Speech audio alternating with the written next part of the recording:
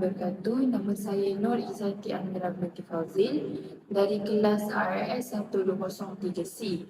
Nombor matrik saya ialah 2021610860. Nama saya Nurhanis Akilah binti Muhammad Nami, matrik nombor 2021204674. Assalamualaikum. Nama saya ialah Nur Atira binti Muhammad Yusof dan nombor pelajar saya ialah 2021649614.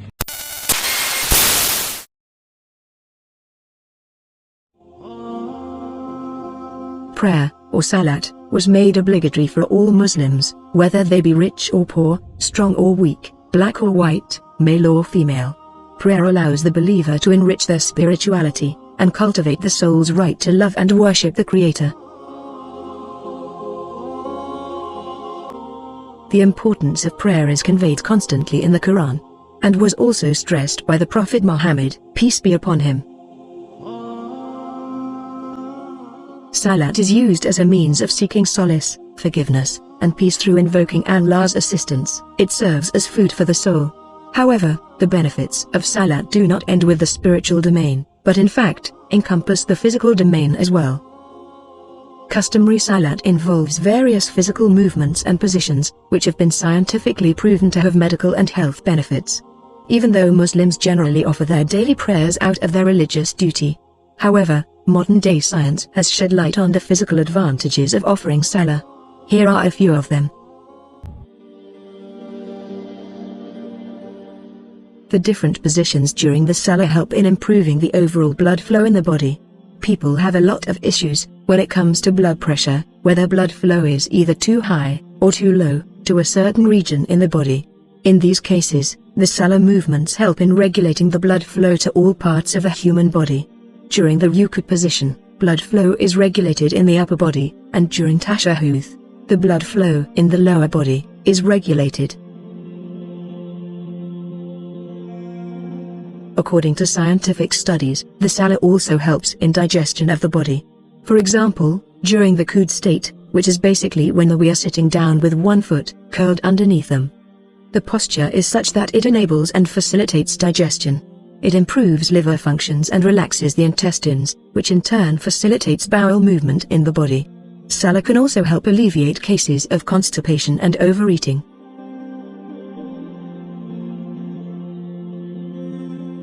The position of the body during prostration and bowing helps open up and ease the joints. Regular use of the joints keeps them healthy and functioning. Moreover, the position of the ruku helps in alleviating pain in the lower back by relaxing the ligaments and the muscles. It also helps ease the pain in the spinal cord and the hip joints. Through the vertebral relaxation, backache and vertebral illnesses can also be avoided. The salah overall relaxes the shoulder joints, elbows, knees, ankles, and the hip.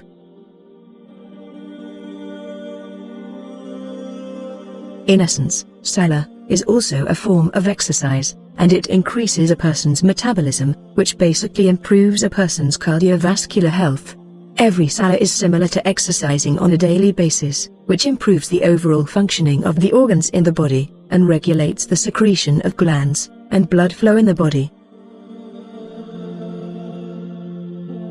According to modern science, one of the healthiest forms of exercise is yoga, and it has been found the movements during salah resemble the movements found in the domain of yoga. Yoga, like salah, rejuvenates the overall bodily mechanisms. Yoga therapy aims to bring harmony in a person's life, including physical, social, spiritual, and psychological, and creating a full circle of harmony. This is precisely what the salah aims to do, bring about utter and complete harmony and peace within an individual.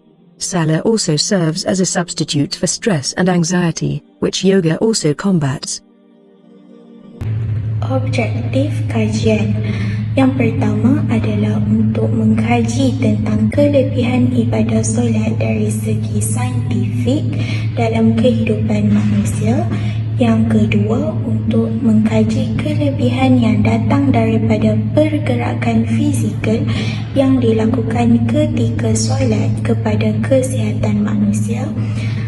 Yang ketiga, untuk mengetahui kebaikan ibadah solat fardu kepada emosi, mental dan jiwa manusia. Dan yang terakhir, untuk mengetahui hubung kait di sebalik waktu-waktu solat dan perubahan warna alam dari segi saintifik. So hari ini saya akan bincangkan tajuk tentang elemen saintifik dalam ibadah solat. Isi saya ialah pergerakan fizikal.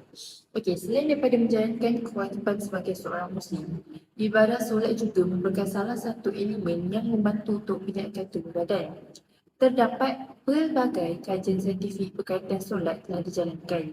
Antaranya ialah kajian yang dijalankan oleh Jabatan Kejuruteraan Bioperubatan Fakulti Kejuruteraan Universiti Malaya yang diketuai oleh Profesor Madya Dr. Fatimah Ibrahim serta Profesor Dr. Wan Awaka Abbas dan Eng Siu Chong.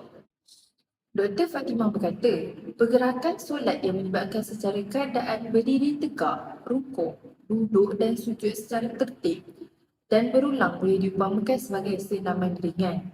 Keputusan kajian menunjukkan mereka yang mengamalkan solat yang sempurna mempunyai tahap kesihatan yang lebih baik berbanding mereka yang tidak melakukan dengan sempurna. Beliau juga berkata bahawa solat 5 waktu dalam sehari dapat mengurangkan lemak dalam badan.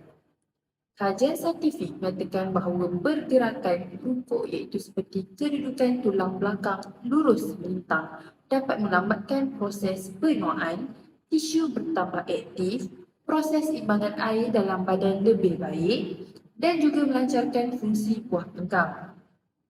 Seterusnya, sistem jantung dan kardiovaskular amat penting bagi kesihatan manusia dan dipengaruhi oleh kekenyalan arteri. Jika kekenyalan arteri terutama di bahagian jantung berkurang, ia boleh menyebabkan berlaku penyakit arteriosklerosis koronari. Pengekalan kekenyalan arteri amat penting dalam memelihara sistem kardiovaskular yang sihat. Kajian menunjukkan kedudukan seperti rukuk, sujud dan duduk membantu memberikan keadaan rehat kepada jantung. Malah kita digalakkan memanjangkan tempoh posisi sujud kerana kedudukan ini menghasilkan kadar denyutan jantung paling rendah. Eng Siu Chong yang telah menjalankan kajian otak dalam solat berkata, setiap pergerakan manusia menghasilkan corak gelombang otak yang tertentu dan unik. Gelombang otak yang dihasilkan ketika setiap pergerakan meliputi gelombang alfa, beta dan juga gamma. Pergerakan otot-otot secara isotonik dan isometrik ini meningkatkan fungsi dan kekuatan otot, dan kajian yang dilakukan merangkumi otot utama yang penting kepada kesihatan manusia. Selain itu, terapi senaman melalui pergerakan solat yang betul dapat mengembalikan keupayaan ideal dan membantu mengurangkan sakit pinggang. Justru, jelas beliau, pergerakan rukuk hampir sama dengan senaman selamat pagi yang bukan saja dapat membantu regangan otot pada bahagian peha, tetapi juga melatih koordinasi otot belakang kaki. Solat fardu yang dilakukan 5 kali sehari di samping solat sunat serta sunat tahajud sebagai pelengkap ibadah merupakan satu terapi yang memberikan kesan positif ke atas sistem andrologi dan kekuatan tenaga batin lelaki. Kajian yang dijalankan menunjukkan senaman pengaktifan otot lantai pelvik oleh penyelidik Van Kempen membuktikan senaman dapat melancarkan pengaliran darah dan mengurangkan masalah disfungsi ereksi ataupun mati pucuk. Sekian sahaja daripada saya. Terima kasih. Dapatan dan perbincangan yang kedua adalah berkaitan solat dan perubahan warna alam. 5 waktu solat. Seperti yang kita ketahui, solat merupakan ibadah utama bagi seorang Muslim. Allah mewajibkan ibadah solat fardu sebanyak 5 kali sehari semalam, iaitu subuh, zuhur, asar, maghrib dan isya. Setiap suruhan yang diberikan Allah kepada hambanya pastinya mempunyai hikmah yang tertentu. Mengikut kajian saintifik, setiap waktu solat fardu itu memiliki kesan yang tertentu kepada tubuh manusia. Hal ini kerana setiap peralihan waktu solat itu adalah bersamaan dengan perubahan tenaga yang disebabkan oleh perubahan warna alam. Yang pertama, waktu subuh. Selepas waktu subuh, langit berwarna biru muda yang diselangi dengan warna oranye. Spektrum warna biru muda yang dihasilkan alam ini bersamaan dengan frekuensi tiroid yang mempengaruhi sistem metabolisme tubuh manusia. Orang yang meninggalkan solat subuh akan mengalami gangguan pada kelenjar tiroid yang menyebabkan mereka sentiasa berasa kehausan. Yang kedua adalah waktu zuhur. Pada waktu ini, alam berubah menjadi warna kuning. Spektrum alam yang berwarna kuning mempunyai frekuensi yang sama dengan frekuensi perut dan hati yang iaitu berkaitan sistem pencernaan dan penghadaman. Orang yang meninggalkan atau melewatkan solat zuhur secara berulang kali akan menghadapi masalah pada sistem pencernaannya dan menjadi tidak ceria. Yang ketiga adalah waktu asar. Pada waktu ini, alam berubah warna menjadi warna oranye apabila tibanya waktu asar. Frekuensi warna oranye ini mempengaruhi sistem reproduktif manusia seperti ovari, uterus, prostat dan juga testis. Selain itu, spektrum warna oranye ini juga mempengaruhi tahap kreativiti seseorang. Oleh yang demikian, orang yang meninggalkan solat asar akan memiliki daya kreativiti dan kesuburan yang lemah. Waktu maghrib. Waktu ini mewakili spektrum warna merah atau lebih dikenali dengan infrared. Spektrum warna merah memiliki frekuensi yang sama dengan otot, saraf dan tulang. Kita dinasihatkan untuk berada di dalam rumah ketika waktu maghrib dengan menunaikan solat maghrib agar kita terlindung daripada gangguan jin dan syaitan yang memiliki frekuensi yang sama dengan warna ini. Dan yang terakhir ialah waktu Isya. Pada waktu Isya, alam berubah kepada warna biru nila. Waktu Isya akan menjadikan manusia tenang dan juga tenteram. Waktu ini juga sefrekuensi dengan sistem kawalan otak. Dalam Islam, kita disyariatkan untuk tidur pada waktu ini kerana tubuh kita berada dalam keadaan rehat dan santai. Bagi orang yang tidur pada waktu asar sehingga maghrib atau sebelum menunaikan solat Isya, tidurnya menjadi tidak tenteram dan berasa tidak tenang walaupun mereka baru sahaja terjaga daripada tidur.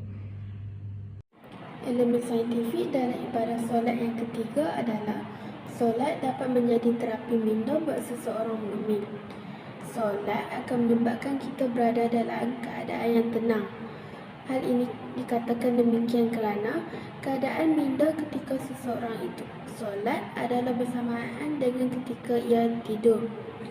Solat mewajibkan kita untuk melupakan segala masalah yang dihadapi sama ada tekanan hidup, perasaan risau ataupun gangguan perasaan. Hal ini dikatakan demikian kerana solat memerlukan seseorang itu berada dalam keadaan yang khusyuk serta menghayati setiap baik perkataan yang diluahkannya. Kita juga dinasihatkan untuk memahami setiap perbuatan yang kita lakukan sama ada membaca Al-Fatihah ketika rukuk ataupun ketika sujud. Selain itu, solat juga merupakan satu medium ataupun satu peluang untuk seorang hamba seperti kita merendahkan diri dan menyembah penciptanya, iaitu Allah SWT. Solat juga memberikan peluang kepada kita untuk mengadu segala bebanan yang dihadapi kepada Allah SWT. Hal ini dikatakan demikian kerana kita amat tidak digalakkan untuk menceritakan masalah yang kita hadapi kepada manusia ataupun orang di sekeliling kita. Hal ini kerana manusia tersebut berkemungkinan akan menceritakan masalah itu kepada orang lain. Hal ini akan menambahkan tekanan dan juga stres kepada diri kita sendiri sehingga akan mendorong kita melakukan perkara-perkara negatif yang lain seperti memarahi orang tersebut ataupun yang lebih teruk lagi sehingga menyebabkan kita membunuh diri. Seterusnya, solat dikatakan menjadi terapi minda kerana solat pada awal pagi akan menyebabkan kita berada dalam gelombang alfa ataupun gelombang ketenangan yang menyebabkan otak kita merembeskan hormon yang membuatkan kita berasa tenang pada waktu tersebut. Hormon ini juga memberikan kesan yang positif kepada kesihatan kita, sama ada kesihatan jantung, sistem pertahanan badan dan juga pembuluh darah. Hal ini kerana apabila tiada tekanan pada pembuluh darah kita, akan mengurangkan tekanan pada jantung kita serta akan menyihatkan tubuh badan kita. Akhir sekali, terdapat solat sunat yang dapat kita lakukan jika berada dalam keadaan yang celaru dalam memilih keputusan atau membuat keputusan sesuatu yang boleh memberikan tekanan kepada minda kita, iaitu kita boleh melakukan solat sunat istikharah. Seseorang itu akan meminta petunjuk daripada Allah untuk membuat keputusan dan menentukan arah hidupnya agar tidak terpesong dan terbabas dari jalan yang diredai oleh Allah. Semasa solat juga kita dinasihatkan untuk menangis sesungguhnya untuk memohon petunjuk ataupun kemaafan daripada Allah. Hal ini kerana selepas kita menangis, kita akan berasa lebih lega dan tidak terbeban dengan masalah yang dihadapi yang dapat membebani diri kita sendiri. Kesimpulannya, solat mendatangkan banyak faedah kepada setiap orang yang mengamalkannya, sehingga diakui oleh para saintis dan pengkaji sama ada orang yang bukan Islam ataupun orang Islam itu sendiri. Solat memberikan kesan positif bukan sahaja dari segi kesihatan fizikal tetapi juga dari segi kesihatan mental juga. Waktu solat dan juga pergerakan tertentu juga istimewa kerana ia memberi manfaat yang banyak kepada semua.